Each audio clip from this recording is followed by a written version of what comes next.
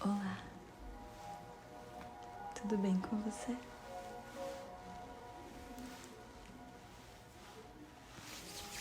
No vídeo de hoje, na consulta de hoje, a gente vai conversar em voz suave sobre alguns suplementos que eu gosto muito de passar para os meus pacientes. Eu espero que você goste do vídeo. Deixa eu baixar um pouquinho. Nós temos uma frequência hoje de fundo. Eu não quero que ela atrapalhe o som.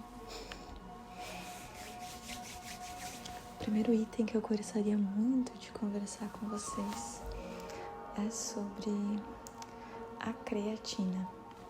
Tem muitas dúvidas sobre isso, eu acho muito legal da gente falar sobre. A creatina ela é um suplemento que muita gente acha que só quem faz academia deveria usar. E na verdade ela tem um apego muito legal. Ela trabalha com a força muscular e é como se ela mantesse seus músculos mais recheadinhos, mais nutridos. A gente pode chamar assim. A creatina ela é muito legal para ser utilizada principalmente por quem faz atividades físicas. Mas ela também pode ser utilizada por pessoas que trabalham com a força física, por exemplo. Então, trabalhadores que utilizam, os seus músculos no dia a dia. E às vezes a gente acha que usa pouco, Ou, talvez não é pra mim. Mas qualquer pessoa que envolve pegar alguma coisa, trabalhar com alguma coisa, é muito importante que esse suplemento esteja em dia. Tinha uma pelezinha na minha boca. Agora saiu. Então, por isso que é muito legal. Eu uso muito para pacientes idosinhos também, que às vezes sentem mais dores, mais fraqueza muscular. E a creatina ajuda muito nessa parte de reduzir a fraqueza muscular. E para muitos pacientes isso é muito importante e devolve uma qualidade de vida incrível. Então eu gosto muito de trabalhar com ela por conta disso. Um outro suplemento que eu gosto muito, muito, e eu tô muito grata que tá sendo cada vez mais falado sobre ele, é a coenzima Q10. A coenzima Q10, ela tá presente em vários elementos do corpo, como se nosso corpo fosse gastando ela aos poucos. A coenzima Q10, ela é um antioxidante. E eu tenho muitos e muitos pacientes com relatos incríveis de diminuição de enxaqueca e diminuição de dores por conta da coenzima Q10. Então, ela é uma coisa muito legal de ser incluída às vezes na sua suplementação também.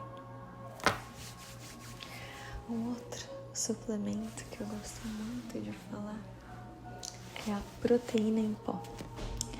Ela também é conhecida como whey protein. Mas eu gosto de usar a palavra proteína em pó mesmo. Por quê?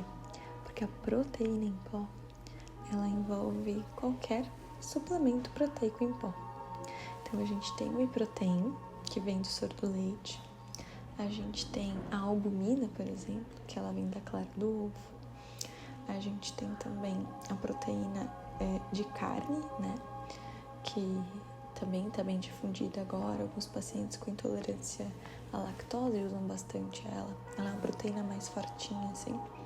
E as nossas amadas proteínas vegetais, Que aí a gente tem várias fontes. Tem proteína que é de soja, de arroz, de ervilha. Tem algumas que são blends. Eu já vi proteína da semente de abóbora, da semente de chia. Então elas estão vindo bem completinhas. Um outro suplemento, que na verdade são 3, que eu gosto muito de trabalhar. Eu não falei o porquê da proteína em pó, Mas e aí, por que ela é tão importante? Também porque às vezes a gente não consegue bater as proteínas no nosso dia a dia. Às vezes a gente está fazendo alguma atividade física e precisa dessa proteína. Às vezes a gente está buscando um processo de emagrecimento. E a proteína, ela ajuda muito na saciedade. Então ela é uma coisa que a gente pode usar. Às vezes a gente não consegue comer um lanche proteico à tarde, a gente não tem acesso à geladeira ou ao fogão. Às vezes a gente precisa complementar as proteínas do dia, né? Então vou dar um exemplo. No meu caso, eu faço atividade física de musculação. Então eu gosto muito de ter uma quantidade boa de proteínas para criar massa muscular. E nem sempre eu consigo bater elas de maneira usual no meu dia a dia. Além de que eu ser vegetariana estrita, né? Vegana. Então eu não consumo nem carne, nem leite, nem ovos. As minhas fontes de proteína, elas são vegetais. E eu conseguiria bater com comida, com certeza. Já fiz alguns dias assim. Mas, às vezes, no dia a dia, isso se torna inviável. Eu precisaria, por exemplo, incluir um bolinho de lentilha à tarde. Isso nem sempre é viável. Ou eu precisaria comer um volume muito grande de comida. E também nem sempre eu consigo. Então, para mim, ajuda demais a proteína em pó. E para muitos pacientes também. Por isso que ela é muito legal da gente estar utilizando. Eu falei, né, de outros 3 elementos que eu gosto muito de cuidar na hora de suplementar. E seria o zinco, o magnésio e o selênio, tá? São 3 minerais importantíssimos para o corpo como um todo, mas principalmente para a função tiroidiana. Então, um paciente que tem um histórico de problemas tiroidianos ou na família, eu gosto muito de prescrever se eu vejo sinal e sintoma, se eu vejo em exame, né? Eu gosto muito de prescrever, deixar isso em dia. Até porque o magnésio a gente expolia muito. Ele é uma coisa que é muito fácil do corpo mandar embora. E o zinco, qualquer estresse, teu corpo tende a usar muito ele, porque ele também é um antioxidante. Então ele pode ir acabando com seus estoques muito mais rápido. Por isso que eu gosto de manter eles em estoques bons. Mais claro que eles são minerais. A gente precisa ter bastante cautela quando a gente suplementa minerais.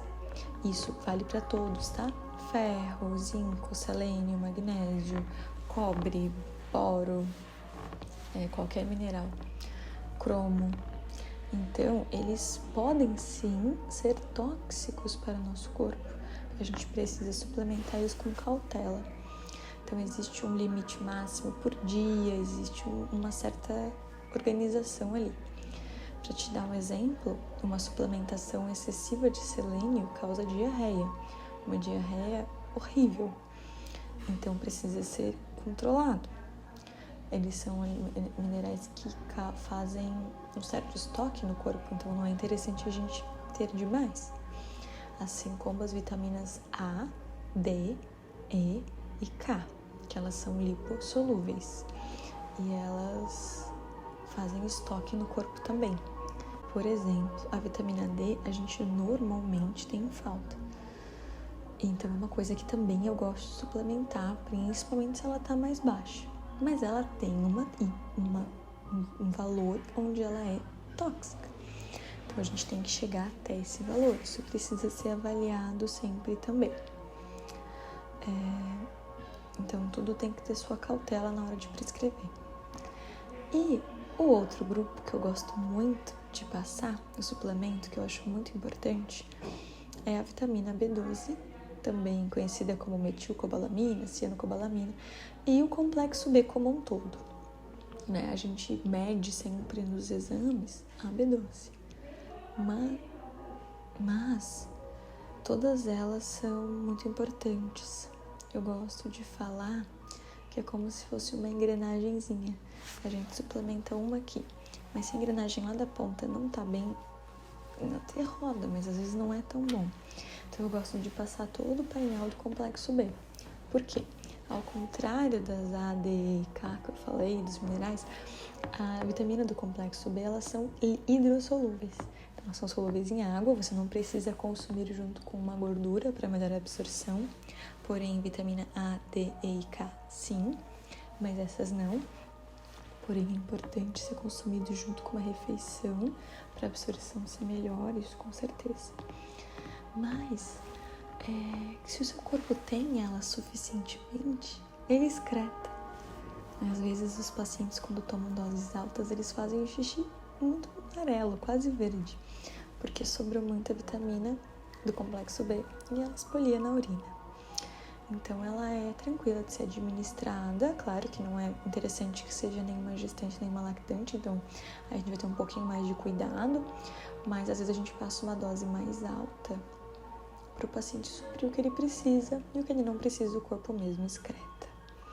Mas elas são importantíssimas para a função muscular, para a função cognitiva, então é muito importante que a B12 esteja em dia. E esse foi o nosso vídeo. Eu espero que vocês tenham gostado, que tenha sido relaxante e informativo. Eu amo gravar vídeos assim. A gente se vê no próximo. Um super beijo. Até mais. Tchau.